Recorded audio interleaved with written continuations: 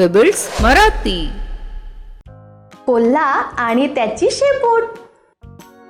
एकदा एक कोल्हा जंगलातून रमत गमत चालला होता आणि अचानक त्याची शेपूट एका सापळ्यात अडकली. बिचारा कोल्हा ती शेपूट सोडविण्याचा खूप प्रयत्न करत होता, पण त्याला काही ती शेपूट सोडवताच आली नाही. प्रयत्न करता करता त्याची शेपूट तुटली. बिचारा कोल्हा खूपच हिरमुसला. त्याला इतरांसमोर जायला लाज वाटू लागली. एक दिवस त्याने ठरवलं, आता खूप झालं, काहीतरी करायलाच पाहिजे.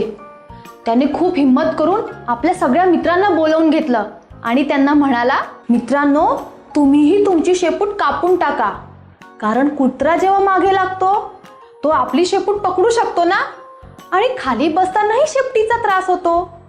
म्हणून मी सांगतोय की शेपटीचा काही उपयोग नाहीये, म्हणून तुम्हीही तुमची शेपूट कापून टाका. एक म्हातारा कोल्हा हे सगळं ऐकत होता. तो म्हणाला, जर का तुझी शेपूट कापली गेली नसती तर तू आम्हाला हा सल्ला दिला असतास का?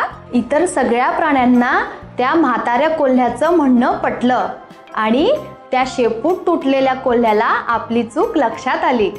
तात्पर्य: या गोष्टीतून आपण हे शिकलो की इतरांच्या सल्ल्याप्रमाणे वागण्याआधी दोनदा विचार करावा. पेबल्स मराठी.